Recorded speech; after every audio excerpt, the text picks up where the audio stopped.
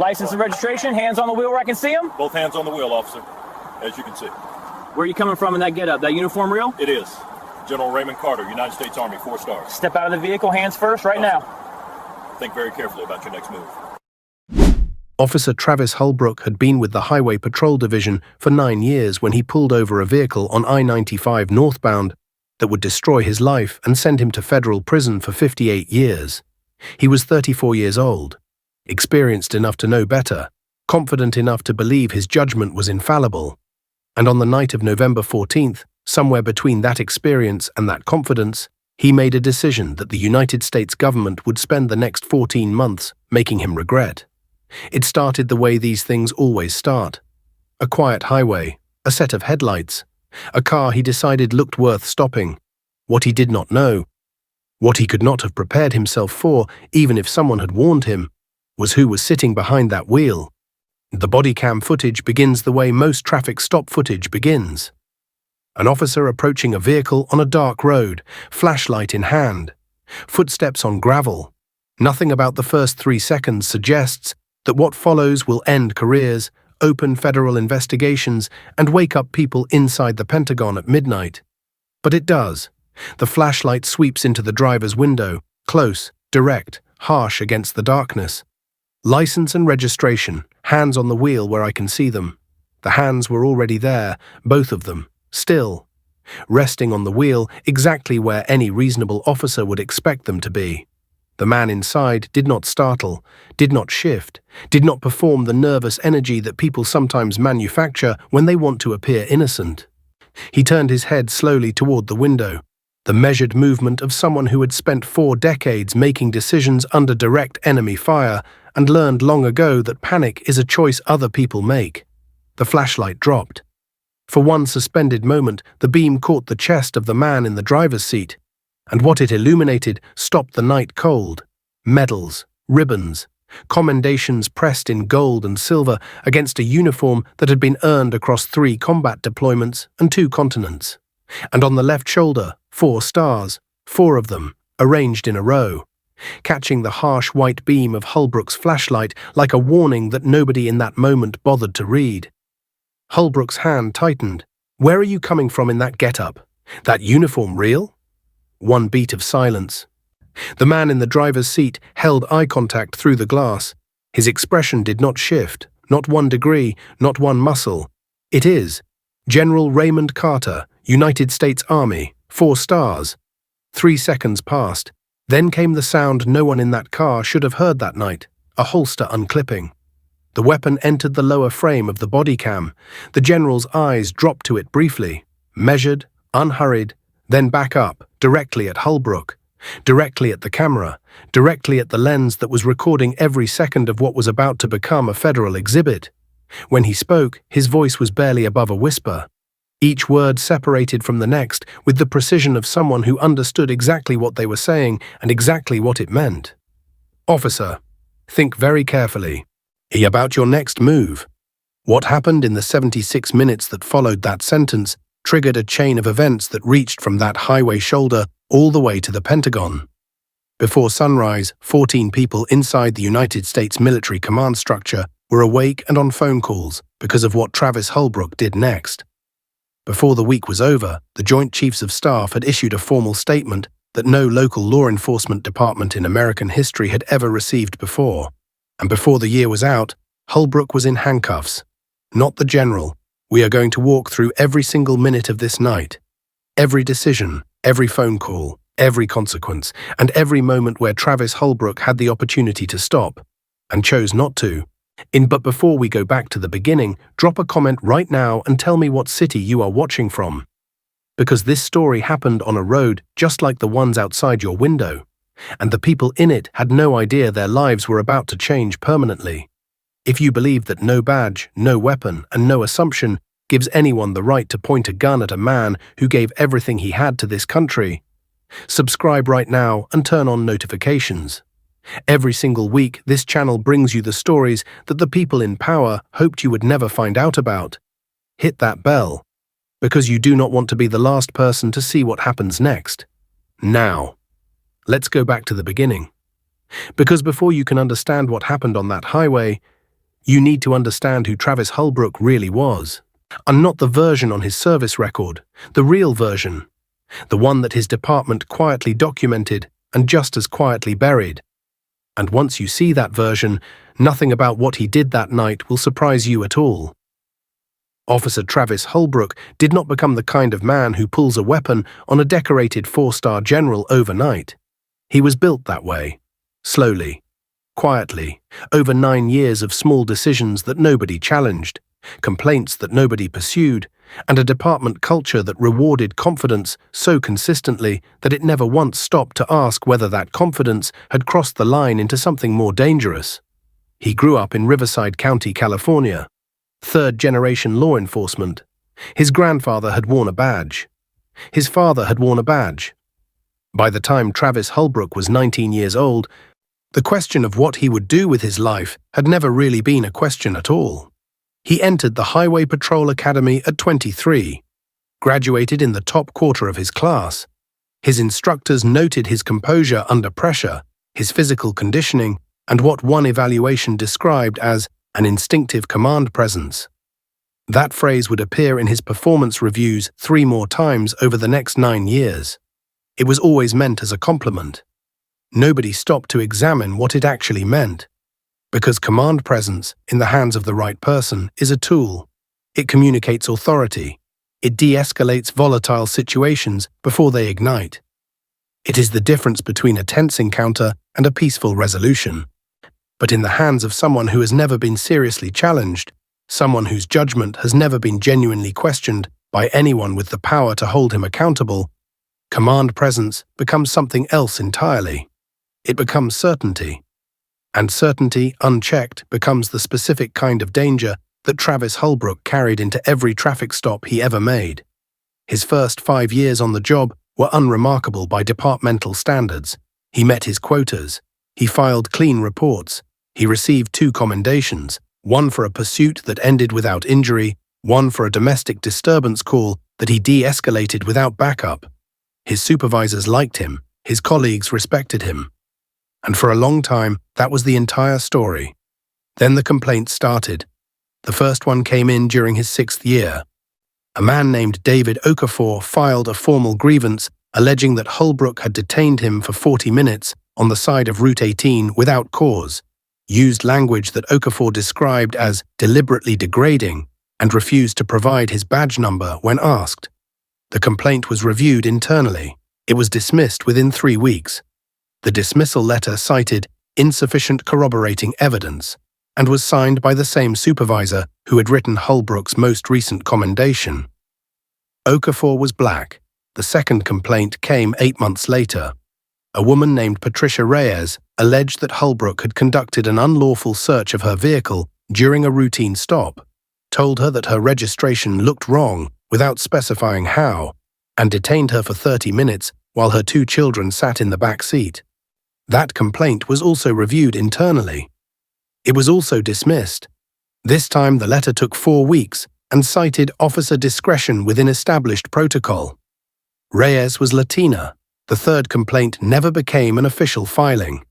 It became a settlement instead, quiet, sealed, handled by the department's legal office before it reached any public record. The terms have never been disclosed. What is known is that the complainant was a black male, that the incident occurred during a traffic stop on Highland Avenue, the same road where Hullbrook would later encounter General Raymond Carter, and that following the settlement, Hullbrook received a performance review that rated him exceeds expectations in 5 out of 6 categories. The 6th category was community relations. He received a meets expectations in that one. 3 complaints in 4 years, 2 dismissals, 1 sealed settlement, and a promotion the year after the settlement was signed. This is not the biography of a man who made one catastrophic mistake on one bad night. This is the biography of a system that told a man, repeatedly, in the clearest possible institutional language, that his judgment was beyond question, that his certainty was an asset, that the people he stopped on the side of the road were problems to be managed rather than citizens to be served. By the time Travis Hullbrook pulled onto I-95 Northbound on the night of November 14th, he had spent 9 years being told he was right. Nobody had ever made him prove it. That was about to change, because 11 miles away from the highway, where Hullbrook was running plates and adjusting his holster, as a man was putting on a uniform that represented something Travis Hullbrook had never once considered. The possibility that the person in the car he was about to stop outranked every assumption he had ever made. There is a specific kind of quiet that exists inside a military ceremony. Not the quiet of absence, not the quiet of an empty room or an abandoned building. It is the quiet of accumulated weight, of hundreds of people holding their breath simultaneously because what is happening in front of them is too significant for noise. It is the quiet of history being made in real time and everyone in the room understanding it without being told. That was the quiet inside Fort Belvoir's ceremonial hall on the evening of November 14th. General Raymond Carter stood at the front of that room and received his 4th star, or he was 57 years old. 38 years of active service behind him. 3 combat deployments across 2 theaters of operation. 2 years in the Korengal Valley during the most kinetically active period of the Afghan campaign, where the unit under his command sustained contact on 71 of 90 consecutive days and did not lose a single soldier to enemy capture. 18 months in Mosul during the period that military analysts would later describe as the most complex urban warfare environment since Hugh City in 1968. And a 3rd deployment that remains partially classified but produced 2 commendations that sit in a file inside the Pentagon under his name. He had been shot at on 4 continents. He had never once been pulled over on a highway in his own country and had a weapon drawn on him. Until November 14th. And the 4th star is not simply a promotion. Inside the United States military, it represents a threshold that fewer than 0.001% of everyone who has ever worn a uniform will ever cross. It is the rank of General of the Army's Senior Operational Command. It means that the man wearing it does not report to a base commander. He does not report to a regional director or a departmental supervisor. He reports to the chairman of the Joint Chiefs of Staff. And on matters of operational significance, he reports directly to the Secretary of Defense. There were 43 active 4-star generals in the entire United States military on the night of November 14th.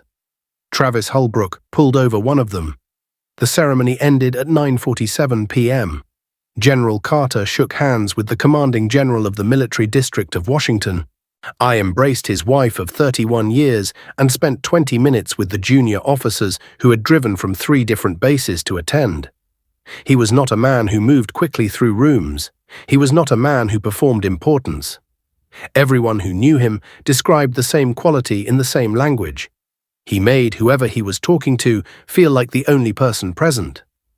At 10:23 p.m., he said goodnight to the last of them. At 10:31 p.m., he got into his car alone. His aide-de-camp Major Dennis Fowler had offered to drive. Carter declined. He told Fowler he wanted the quiet. He had a 22-minute drive home, his 4th star on his shoulder, and a phone call scheduled with his daughter at 11 p.m. He never made that call. At 10:34 p.m., he merged onto I-95 Northbound. At 10:47 p.m., 13 minutes into a 22-minute drive, the blue and red lights appeared in his rearview mirror.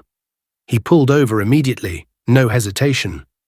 Both hands on the wheel before the patrol car had fully stopped behind him. He had been in significantly more dangerous situations than a traffic stop, and he understood something that the officer walking toward his window did not. That composure in a tense situation is not submission. It is strategy. It is the clearest possible demonstration of who actually holds the power in a room, or in this case, on a highway shoulder. The flashlight hit his window, and General Raymond Carter, 38 years of service, 3 combat deployments, 50,000 personnel under his direct command. I looked at the beam of that flashlight the same way he had looked at everything the military had ever put in front of him, without flinching. What the officer on the other side of that glass did not yet understand, what would take him the rest of his career and the first year of a federal prison sentence to fully absorb, is that the man he was about to question had spent the last 4 decades being tested by situations that made a traffic stop on I-95 feel like a change in the weather. He had survived all of them. This one would be no different. The question was never whether General Carter would be all right. The question, the only question that mattered from the moment that flashlight hit his window, was whether Travis Hullbrook understood what he was walking into. He did not. And the next 76 minutes would prove it in ways that neither man, standing on opposite sides of that glass, could fully predict. The traffic stop that ended Travis Hullbrook's career did not begin with a weapon. It began with a question. That detail matters, because what happened between the question and the weapon, the specific sequence of decisions that Hullbrook made in the 11 minutes that separated those two moments, is what transformed a routine traffic stop into a federal civil rights case, a Pentagon emergency briefing, and a criminal prosecution that a judge would later describe from the bench as one of the most egregious documented abuses of law enforcement authority this court has reviewed. 11 minutes. That is all the time it took. At 10:47 p.m. Hullbrook activated his overhead lights. General Carter pulled onto the shoulder within 4 seconds. The dashcam footage from Hullbrook's patrol car, later submitted as Exhibit A in the federal case, shows the general's vehicle moving smoothly and immediately to the right. No hesitation, no delay, no attempt to extend the stop or create distance. The behavior of a man with nothing to hide and nowhere to be except home. Hullbrook ran the plates before he got out of the car. The vehicle came back clean, registered to Raymond J. Carter at a residential address in Alexandria, Virginia. No outstanding warrants, no flags, no history. He got out anyway. The walk from his patrol car to the general's driver's window took 9 seconds. The dashcam captures it in full. Hullbrook's posture during those 9 seconds is worth noting. Shoulders back, pace deliberate, a right hand resting near but not on his holster.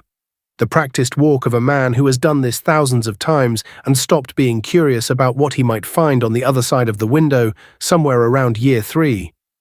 He already had a narrative. He had constructed it in the 40 seconds between activating his lights and reaching the window. Built from nothing more than the make of the vehicle, the time of night, and the stretch of highway. The narrative did not include a 4-star general returning from his own promotion ceremony. It did not include 38 years of military service or 3 combat deployments or a chest full of decorations that represented things Travis Hullbrook had never been asked to do. The narrative was simpler than that, and uglier. The flashlight came up. The beam swept through the glass. License and registration, hands on the wheel where I can see them. The hands were already there. They had been there since the car stopped. General Carter did not point this out. He did not correct the officer. He simply turned his head, slowly, deliberately, and spoke. Both hands on the wheel, officer. As you can see. The flashlight moved. It swept down from Carter's face across his chest, and for the first time Hullbrook saw the uniform. The medals, the ribbons, the gold braid on the sleeves, the 4 stars on the shoulder catching the light and throwing it back. What happened next is documented on the body cam in real time. Hullbrook did not stand down. He did not step back.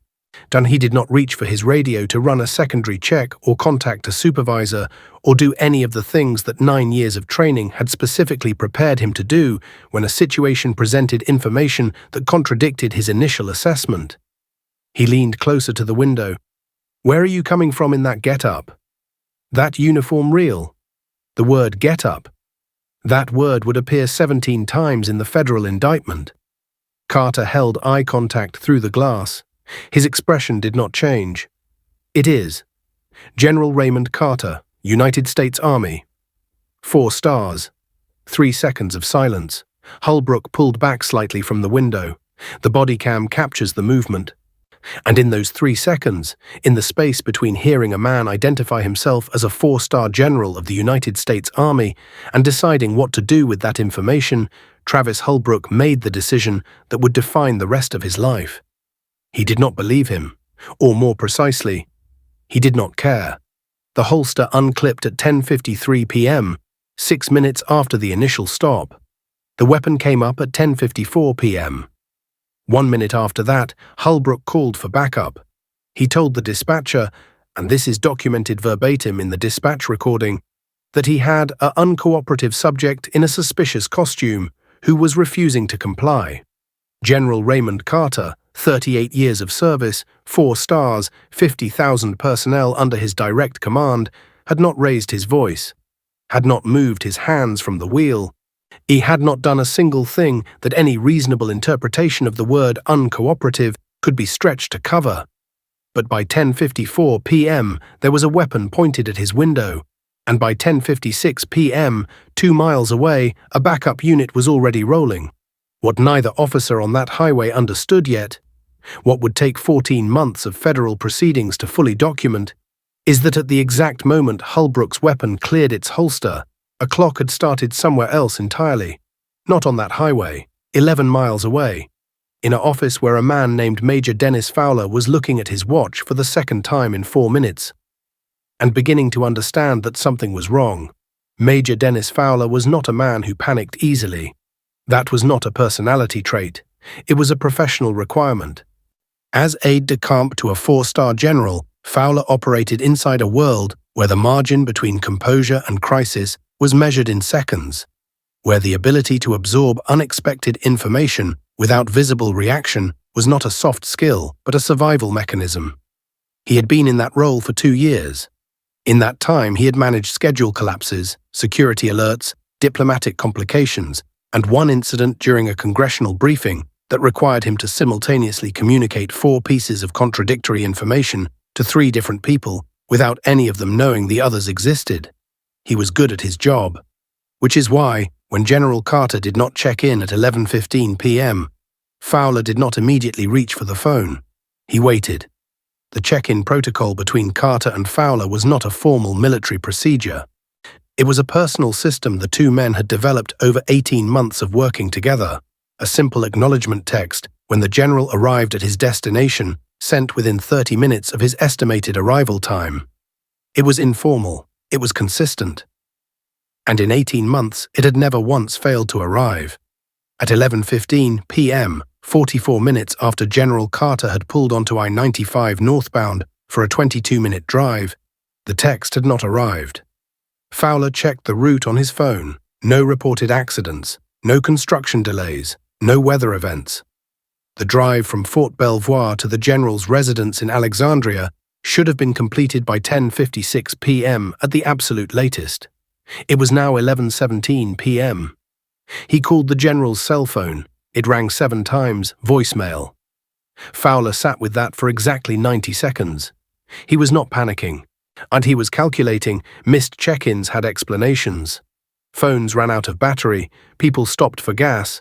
Generals who had just received their 4th star sometimes sat in parked cars outside their own homes and allowed themselves a moment of stillness that the rest of their lives rarely permitted. All of those were possible. None of them felt right. He called again at 11:19 p.m., 7 rings. Voicemail. At 11:21 p.m., 34 minutes past the general's estimated arrival, Major Dennis Fowler picked up a different phone. Not his personal cell. The secure line on his desk that connected directly to the base operations center at Fort Belvoir. He identified himself, gave the general's name, and requested that the duty officer initiate a welfare check protocol on General Carter's vehicle. So the duty officer asked if Fowler wanted to escalate to a formal missing persons alert. Fowler said not yet. He would revisit that decision in 4 minutes. At 11:24 p.m., the base operations center ran Carter's vehicle through the state law enforcement database and returned a result that the duty officer read back to Fowler twice because he wanted to be certain he had heard it correctly. General Carter's vehicle had been flagged in an active traffic stop. I-95 Northbound, mile marker 34, initiated at 10:47 p.m. It was now 11:24 p.m. The stop had been running for 37 minutes. Fowler was out of his chair before the duty officer finished the sentence. He crossed to his desk, pulled the direct line for the base commander, and looked at the clock on the wall while it rang. The time was 11:24 p.m. Outside, the Virginia night was cold and clear. Somewhere on I-95, 11 miles from where Fowler was standing, a 4-star general of the United States Army was sitting in a car with a weapon pointed at his window. And the officer holding that weapon still had no idea what he had set in motion. Colonel James Whitfield, base commander of Fort Belvoir, answered on the second ring. He was still in his dress uniform. He had attended the ceremony that evening. He had shaken General Carter's hand 4 hours ago and told him, in the specific language that military men use when they mean something deeply, that the 4th star was overdue. Fowler gave him the information in 22 seconds. Location, duration of stop, no response on personal cell, active traffic stop flag on the vehicle. Whitfield asked one question. More 37 minutes? Yes, sir. The line was quiet for 4 seconds. Then Whitfield said, "Get me the number for that precinct." At 11:26 p.m., Colonel Whitfield called the Highway Patrol Dispatch Center and identified himself by name, rank, and installation. He was transferred twice. He was placed on hold once. For 41 seconds, a detail that would later appear in the federal timeline as evidence of institutional indifference. When he finally reached the precinct desk, he asked for the supervising officer on duty and was told that the supervisor was currently unavailable. He left his name, his rank, his direct line. He asked for a callback within 5 minutes. The callback did not come in 5 minutes. It did not come in 10. At 11:38 p.m., with General Carter still on the shoulder of I-95 and Travis Hullbrook's backup unit now on scene, Colonel Whitfield made a second call. This one did not go to the precinct. This one went to the Pentagon duty officer.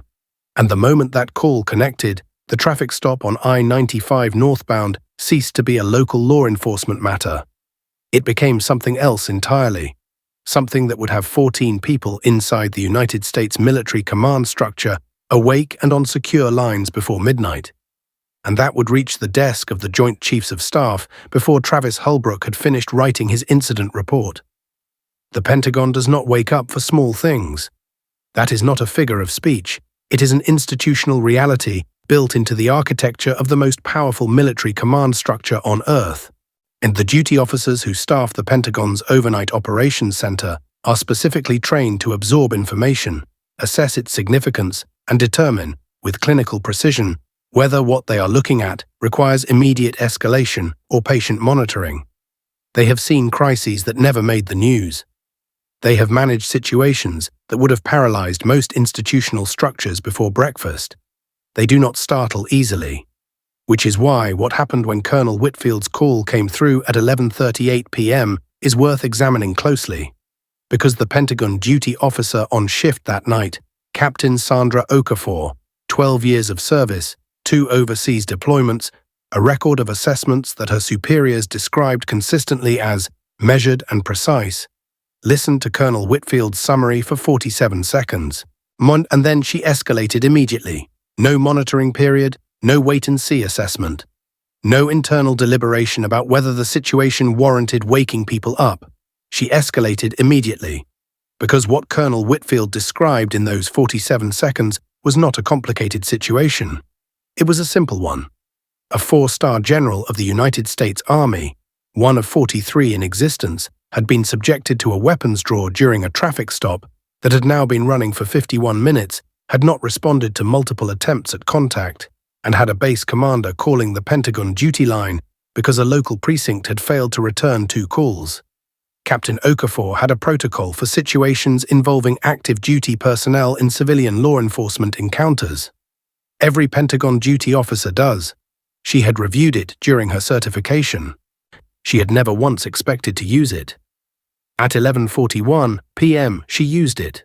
The first call went to the Joint Chiefs of Staff duty officer, a position that exists precisely for moments when the chain of command needs to move faster than normal institutional processes allow. That officer, Colonel Richard Tate, answered on the first ring. Okafor gave him the summary in 31 seconds. Tate asked 2 questions. He then told Okafor to stay on the line and made 3 calls simultaneously from a secondary phone. The first went to the Pentagon's Judge Advocate General Office, the military's legal arm responsible for advising on matters involving military personnel and civilian law enforcement jurisdiction. The second went to the senior aide of the Vice Chairman of the Joint Chiefs of Staff. The third went to a Department of Justice liaison whose specific role involved federal civil rights matters intersecting with military personnel. It was 11:43 p.m. Travis Hullbrook was still on the shoulder of I-95. His backup officer, Unit 7, Officer Dale Simmons, 6 years on the job, had arrived at 11:02 p.m. and had spent the last 41 minutes doing what Hullbrook was doing. Standing outside a car, weapon accessible, issuing commands to a man who had not moved his hands from the steering wheel in 57 minutes and showed no intention of doing so. The two officers had spoken twice since Simmons arrived. The first conversation lasted 90 seconds and ended with Simmons deferring to Hullbrook's assessment of the situation. The second conversation lasted 40 seconds and covered the question of whether to attempt a physical extraction from the vehicle. Hullbrook said yes. Simmons said he wanted to wait for the supervisor. Hullbrook said the supervisor wasn't coming. He was wrong about that. Back inside the Pentagon, the legal assessment from the Judge Advocate General's office came back to Colonel Tate at 11:49 p.m. It was 7 sentences long. The operative sentence, the one that Tate read twice before picking up his phone again, stated that a weapons draw against an active duty 4-star general during a traffic stop, in which no probable cause for the initial stop had been documented, constituted a potential violation of federal statute under Title 18 of the United States Code, specifically sections covering civil rights deprivation under color of law. In civilian language, that sentence means one thing: federal crime. At 11:51 p.m., Colonel Tate called the Highway Patrol Precinct directly. Not the dispatch line, not the general number, the direct line to the precinct commander's office, obtained through the Pentagon's Law Enforcement Liaison database in approximately 4 minutes. The precinct commander, Captain Harold Brooks, was not in his office at 11:51 p.m. He was at home, asleep. His cell phone rang at 11:52 p.m. He answered it because the caller ID showed a Washington, D.C. area code, and in his 22 years of law enforcement experience, Washington, D.C. area codes did not call his personal cell phone at midnight for reasons that could wait until morning. He was right about that. Colonel Tate identified himself, his rank, his position, and he gave Brooks the location of the traffic stop, the identity of the subject being detained, and the current federal legal assessment of the situation in language that was precise, professional, and completely without ambiguity. Captain Brooks asked one question. "How long has the stop been running?" Tate told him. 65 minutes. The line was quiet for 3 seconds. Then Brooks said 2 words that would appear in the federal timeline, in the Internal Affairs report, in the congressional briefing summary, and eventually in the judge's remarks at sentencing. Oh God. He was in his car 4 minutes later, and while Captain Harold Brooks drove toward I-95 Northbound with the specific focused urgency of a man who understands that the situation he is driving toward is already beyond saving, only the question of how much damage has been done remaining open, the desk officer at his precinct was sitting under fluorescent lights with a notepad in front of her. On that notepad, in her own handwriting, were 4 words she had written down at 11:52 p.m., when a voice on the phone identified itself in a way she had never heard before and has not heard since. The 4 words were simple: Joint Chiefs, General Carter. She had stared at them for 4 seconds after writing them down. Then she had picked up her radio, because she understood, with the instinctive clarity that sometimes arrives before conscious thought catches up, that whatever was happening on the shoulder of I-95 Northbound at mile marker 34 was no longer a traffic stop. It had not been a traffic stop for a long time. Captain Harold Brooks drove fast, not recklessly, not with the performative urgency of someone who wanted to be seen responding, with the contained, purposeful speed of a man who had been given information that compressed every variable of a situation into a single non-negotiable priority. Get there before something irreversible happens. He had been a law enforcement officer for 22 years. He had driven to scenes in the middle of the night more times than he could count. Domestic situations, pursuit terminations, officer-involved incidents that required a commander's presence before the paperwork could begin. He had never driven to a scene with a Pentagon colonel's voice still in his ear. His phone rang twice during the drive. The first call was from the precinct desk officer, Dana Reeves, who gave him a status update in 40 seconds. Hullbrook still on scene, backup unit still on scene, subject still in vehicle, no physical extraction attempted. Stop now at 67 minutes. Brooks asked if Hullbrook had been contacted by radio. Reeves said yes. Twice. Hullbrook had responded both times with a status of situation ongoing, awaiting compliance.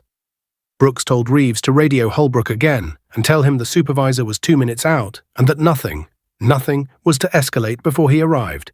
And the second call during the drive came from a number Brooks did not recognize. He answered it anyway. It was the Pentagon JAG liaison following up on the legal assessment Colonel Tate had already delivered. The liaison wanted to confirm that Brooks had received the information and understood its implications. Brooks confirmed both. The liaison then added one piece of information that Tate had not included in the initial call, that the situation had now been escalated to the level of the Vice Chairman of the Joint Chiefs of Staff, who had been briefed at 11:57 p.m. and was monitoring developments through Colonel Tate's office. The Vice Chairman of the Joint Chiefs of Staff, monitoring a traffic stop on I-95. Brooks did not respond to that immediately. He processed it for the 4 seconds it took him to signal onto the highway entrance ramp. Then he said he understood, confirmed his ETA at 3 minutes, and ended the call. He drove the last 3 minutes in silence. The scene came into view at 12:03 a.m. 2 patrol cars angled on the shoulder, overhead lights still running, the red and blue strobing across the darkness in the rhythm that highway drivers recognize instinctively as a reason to slow down and look. A dark sedan pulled tight to the guardrail, and 2 officers standing outside it, Hullbrook on the driver's side, Simmons positioned at the rear quarter panel. Brooks pulled in behind the second patrol car and got out. He did not rush across the gravel. He walked, deliberately. The walk of a man who understands that the energy he brings to the next 30 seconds will determine whether this situation resolves cleanly or compounds into something worse. He reached Hullbrook and stopped. He looked at Hullbrook for 2 seconds without speaking. Then he looked at the vehicle, at the driver's window, at the man sitting behind it who had been sitting there, hands visible, composure intact, for 76 minutes. Brooks later told Internal Affairs investigators that the moment he saw the uniform through the glass, the medals, the ribbons, the 4 stars on the shoulder catching the strobing light, he experienced something he described as a very specific kind of dread. Not surprise, he had been told who was in the car, but there is a difference between being told something and seeing it. And what he saw through that glass was not a suspicious subject in a suspicious costume. It was a 4-star general of the United States Army who had been sitting on the side of a highway for 76 minutes with a weapon pointed at his window because a 9-year veteran with 3 sealed complaints and a promotion he had not earned had decided, on the basis of nothing, that the uniform was fake and the man wearing it was lying. Brooks turned back to Hullbrook. What he said in that moment is documented in 2 places: the Internal Affairs transcript and Hullbrook's own statement, which he gave voluntarily and which he would later tell his attorney he wished he had never given. Both documents record the same 3 words: "Stand down, now." Hullbrook did not move immediately. That 2-second delay, the pause between receiving a direct order from a superior officer and complying with it, would appear in the federal indictment as evidence of what the prosecution described as a pattern of authority resistance that extended beyond the initial incident and into the supervisory correction itself. 2 seconds. Then the weapon went down. Then the holster clicked. And for the first time in 76 minutes, the shoulder of I-95 Northbound was a place where a 4-star general of the United States Army was not being held at gunpoint on his own soil by a man who had decided, without evidence and without justification, that he had the right to do so. General Carter did not move immediately when the weapon was holstered.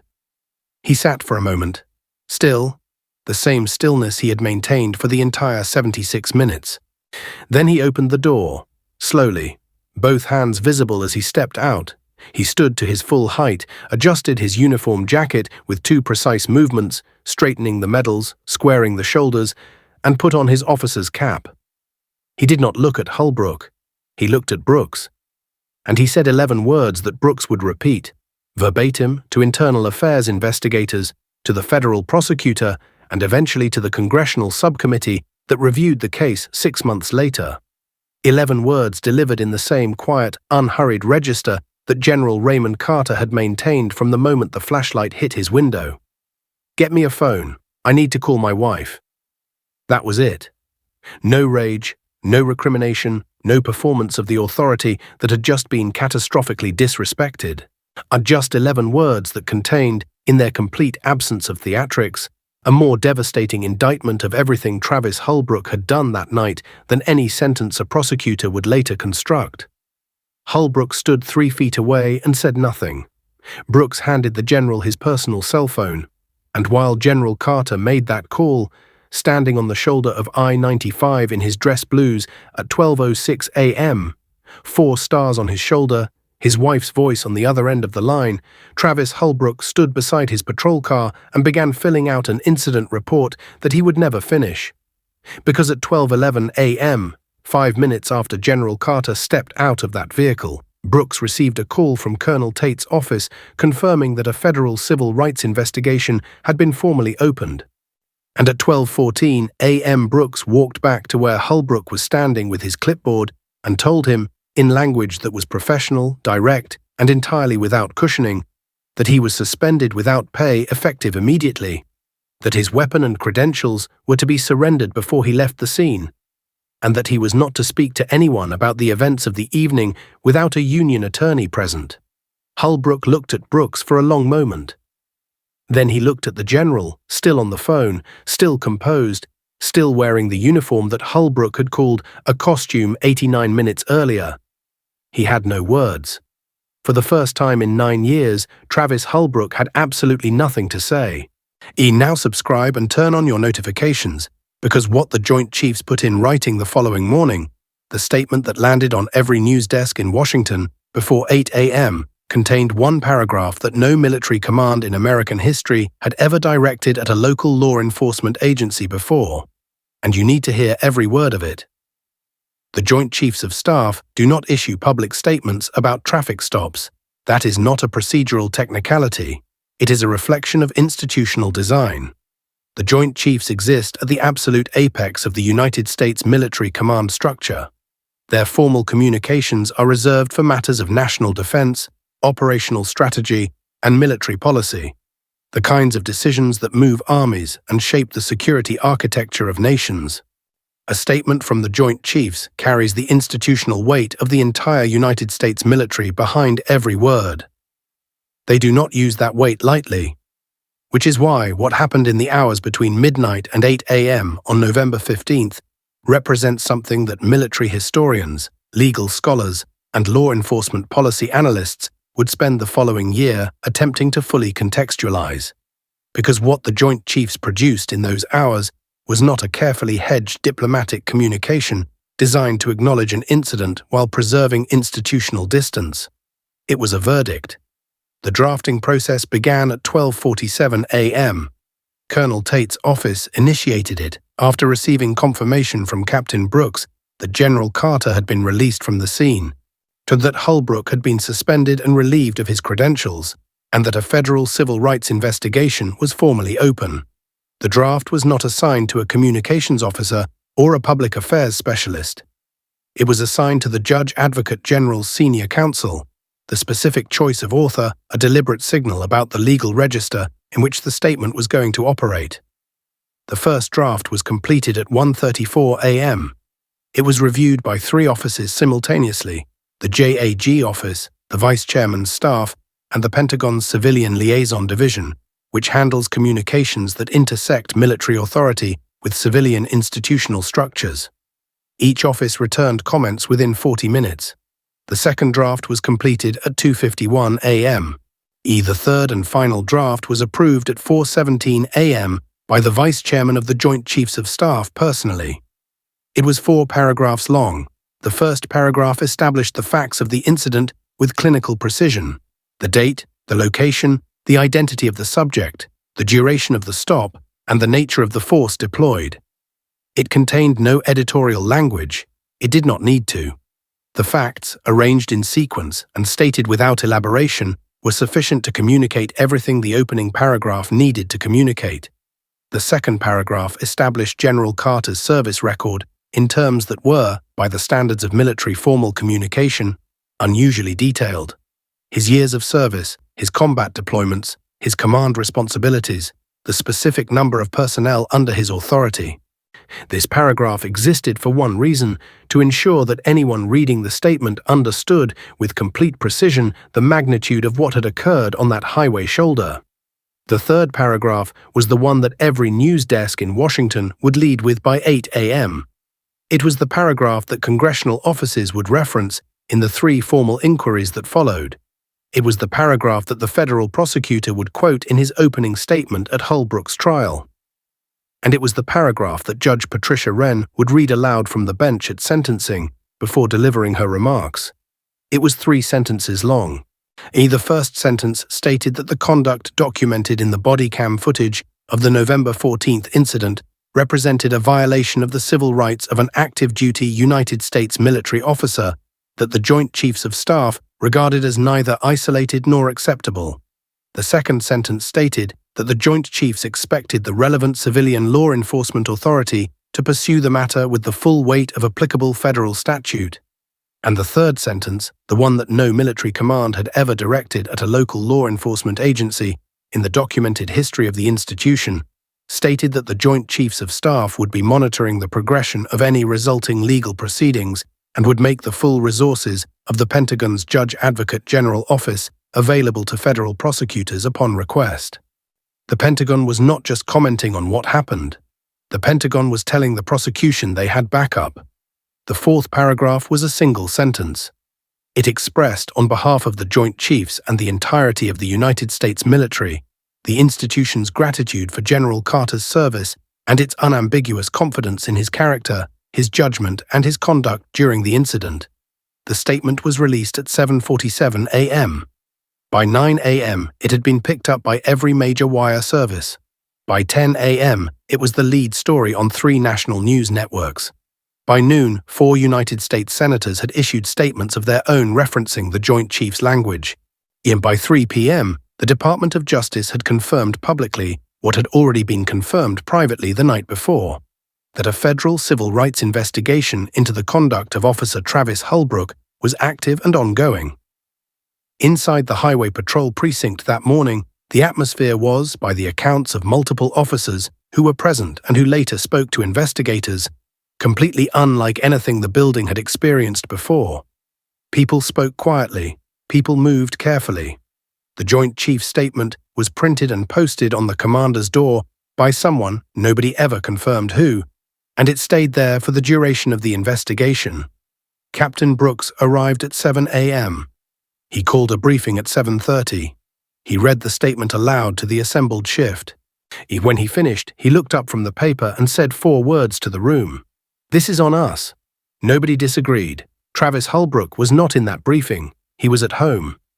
He had been there since 2 a.m. when his union attorney had advised him, in the specific language that union attorneys use when a situation has progressed beyond the reach of standard representation, to say nothing, go nowhere, and wait. His phone had been ringing since 7 a.m. He did not answer it. 11 miles away, in a house in Alexandria, Virginia, General Raymond Carter was awake. He had slept 4 hours. He was in his kitchen drinking coffee when his aide-de-camp called to tell him the statement had been released. Carter asked Fowler to read it to him. Fowler read all 4 paragraphs. When he finished, there was a brief silence on the line. Then General Carter said, "Thank you, Dennis," and returned to his coffee. He had a meeting at the Pentagon at 0900. He attended it, in his dress blues, 4 stars on his shoulder, the same uniform, the same composure, the same quality of stillness that had kept him anchored to that car seat for 76 minutes, while a weapon pointed at his window and the machinery of consequence assembled itself in the dark. He was, by every account of everyone present at that 900 meeting, completely himself, which, if you have been paying attention to who Raymond Carter is, should surprise nobody at all. Travis Hullbrook spent the first week of his suspension in a house that was becoming smaller by the day. Not literally, but the specific contraction that occurs when the outside world is moving at full speed and you are standing completely still. When consequences are assembling themselves in rooms you cannot enter, and conversations are happening about your life that you are not permitted to participate in, produces a particular kind of claustrophobia that has nothing to do with square footage. His union attorney called every morning. The calls were brief. The substance was consistent. Say nothing, go nowhere. Wait. Hullbrook waited. On day 2, his department-issued phone was collected by an internal affairs investigator who arrived at his front door at 9 a.m. with a receipt form and an evidence collection bag. Hullbrook signed the receipt. The investigator thanked him and left without additional conversation. The entire interaction lasted 4 minutes. On day 3, a federal investigator called his attorney and requested a voluntary interview. The attorney declined on his behalf and issued a written statement confirming that Hullbrook would be cooperating fully with all applicable legal processes through proper legal channels. The federal investigator thanked the attorney and noted that voluntary cooperation at an early stage was typically viewed favorably by prosecutors. The attorney relayed this to Hullbrook. Hullbrook said he understood. He did not fully understand yet. That would come later. On day 4, the body cam footage was released publicly. Not by the department, by the federal investigators who determined that public interest in the matter and the evidentiary value of transparency outweighed the standard practice of withholding footage during active investigation. The release was made at 2 p.m. on a Tuesday. By 4 p.m., it had been viewed 14 million times across platforms. By midnight, that number had tripled. Hullbrook did not watch it. His attorney watched it. His attorney called him immediately after and told him, in the specific language that attorneys use when they are trying to communicate the magnitude of a situation without producing panic in a client who cannot afford to panic, that the footage was, and these were his exact words, extremely challenging from a defense perspective. What his attorney meant, what the 42 million people who watched the footage in its first 72 hours of availability understood without needing it explained, was that the body cam did not lie. It captured everything. The uniform visible from the first moment the flashlight hit the window. The rank stated clearly and calmly at the 2-minute mark. The holster unclipping at the 6-minute mark. The weapon raised at the 7-minute mark. And 69 more minutes of General Raymond Carter sitting in his vehicle with his hands visible and his composure intact, while 2 officers stood outside and continued a detention that had no legal foundation from the moment it began. 42 million people watched that footage. And when Travis Hullbrook walked into the federal courthouse for his arraignment on the 23rd day after the incident, dressed in civilian clothes, flanked by his attorney, moving through a crowd of cameras and reporters that stretched from the courthouse steps to the street, he was not walking in as a 9-year veteran with a service record and a union behind him. He was walking in as the man from the video. The federal indictment contained 4 counts. The primary count was deprivation of rights under color of law.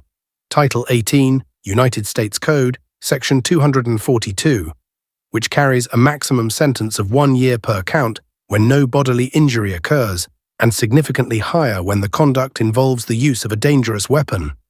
The weapon draw elevated the charge. The 76-minute duration of the unlawful detention elevated it further. The documented prior complaints, including the sealed settlement that the federal investigation had successfully subpoenaed despite the department's initial resistance, elevated it further still. The prosecution did not offer a plea agreement in the traditional sense. They offered a cooperation agreement. Hullbrook's attorney explained the distinction carefully. A plea agreement resolves the case, and a cooperation agreement resolves the case in exchange for testimony and information about broader departmental patterns, the complaints, the dismissals, the settlement, the promotion that followed it.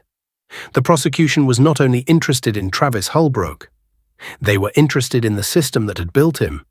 Hullbrook's attorney advised him to take the agreement.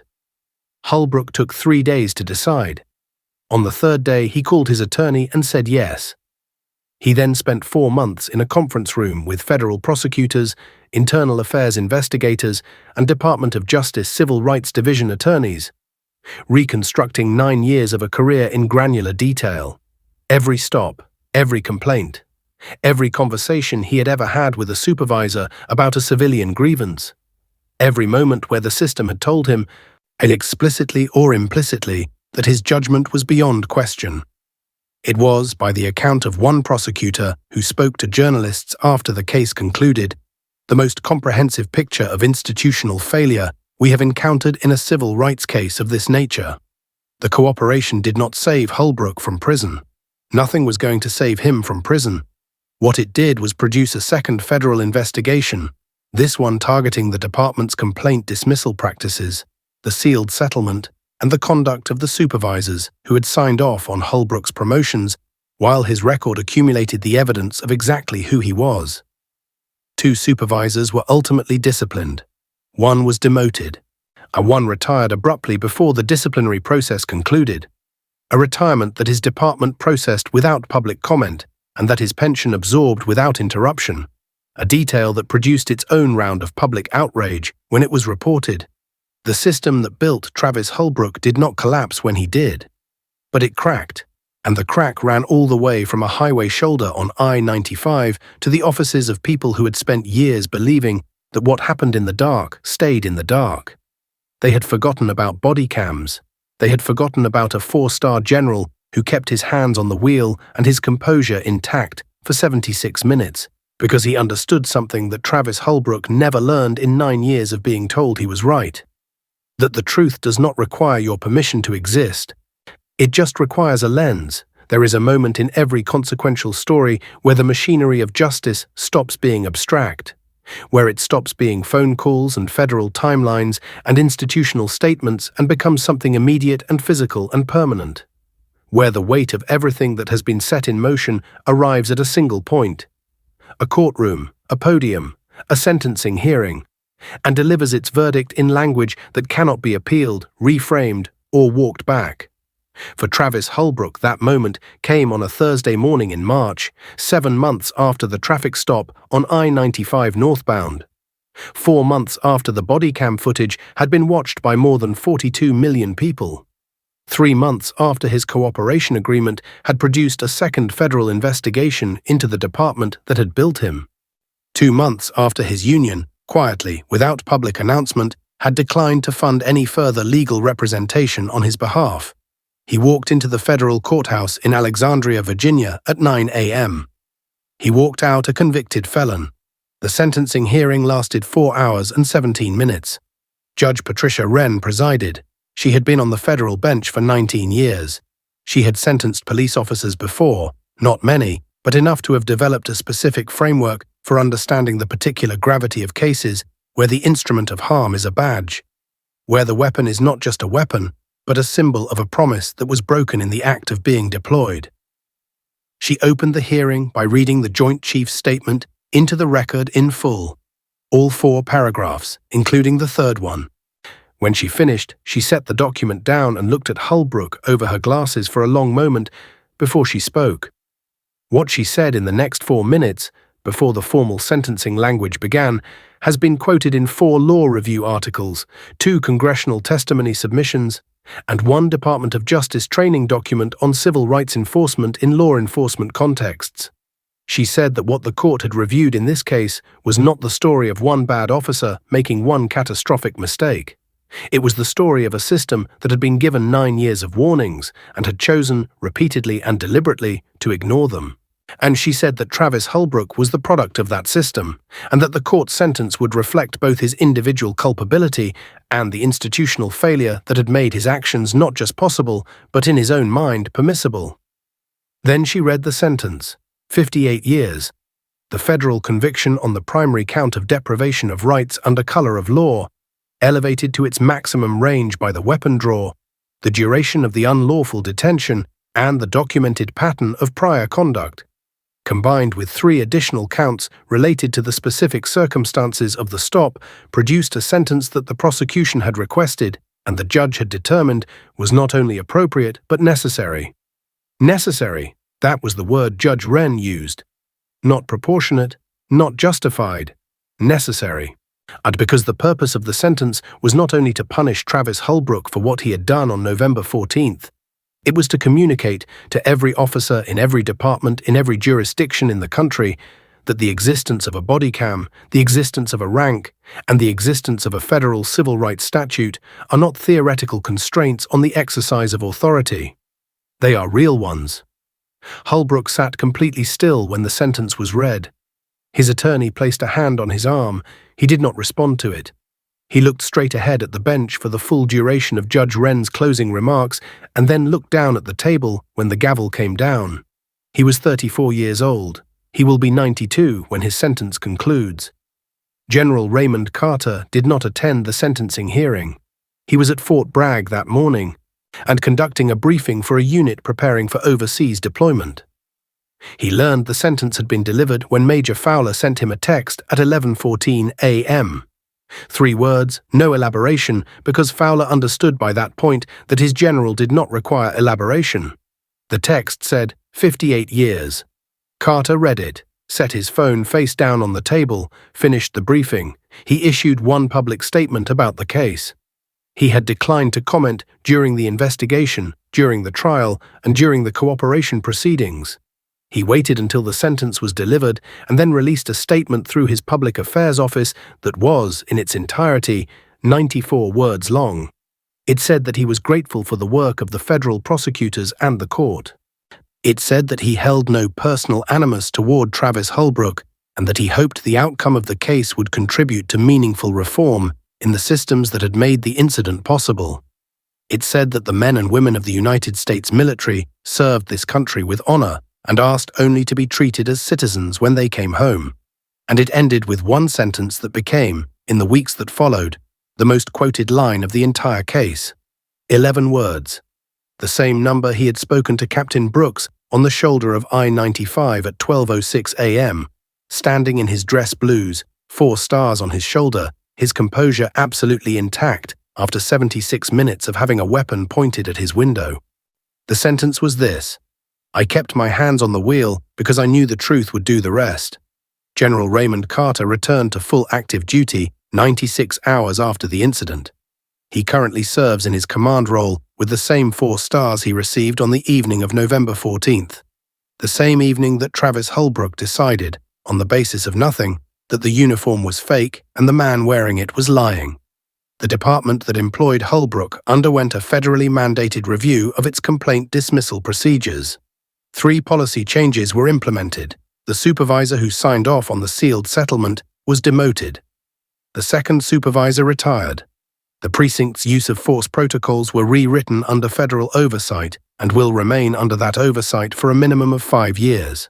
And the sealed settlement, the one that a federal subpoena had extracted from a file that the department had spent years hoping nobody would look at, was unsealed as part of the civil rights proceedings. The complainant, whose name had been protected for years by the terms of the agreement, gave a statement to federal investigators that became part of the evidentiary record. He said he had filed the complaint because he believed that what happened to him on Highland Avenue was wrong and that somebody ought to know about it. He said he had spent years believing that nobody did. If this story made you feel something, if you believe that accountability is not optional and that the truth does not require permission to exist, share this video right now with someone who needs to see it. Not tomorrow, right now. Because the stories that change things are the ones that travel. Drop a comment below and tell me this. If that body cam footage had never been released, if the Pentagon had never made those calls, if the Joint Chiefs had stayed silent, what do you think happens to Travis Hullbrook? What do you think happens to General Carter? And what does that tell us about the systems we trust to protect us? I want to read every single response. This channel exists for one reason: to make sure the stories that the powerful hope disappear are the ones that travel the furthest. If that is why you are here, subscribe and turn on notifications. Because we are not done. We are never done. Not while there are stories like this one still waiting to be told.